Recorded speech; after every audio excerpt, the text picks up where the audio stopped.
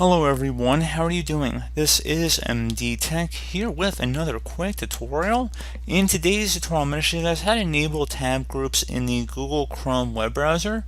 So if you are looking to actually go ahead and group the tabs on your Chrome browser, which is a newer feature in the Chrome browser, so if you want to just basically, as it says, group different tabs into distinct groups, I'm going to show you guys how to do that. So we're going to start by opening up the Chrome browser.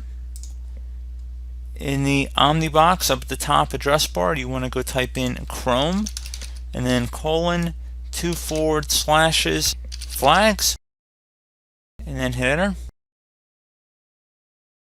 Into the search flags field up here, you want to go type in tab groups, and best match should come back with tab groups. Allow users to organize tabs into visually distinct groups, etc., to separate tabs associated with different tasks.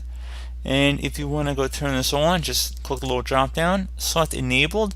We'll need to relaunch the Chrome browser, so if you select relaunch,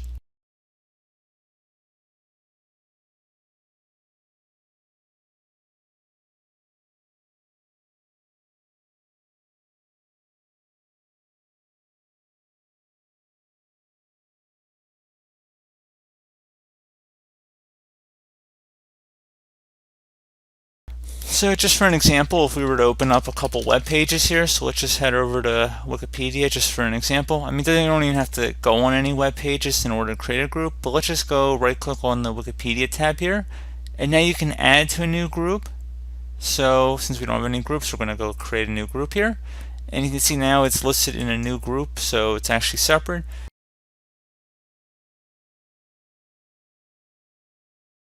And now if we were to create another tab here, you can see that Wikipedia still shows an underlying blue, so that just means that's one group.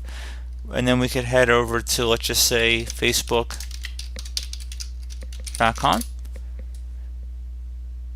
And then if we were to go ahead and right click on that, you can add it to an existing group. So we can add it to the Wikipedia group that we already have. So you can see now that blue bar extends over from the Wikipedia. And if you wanted to disconnect it and create a different group, you could just right click on it and select add to new group. And there you go, you see you guys have different colors here.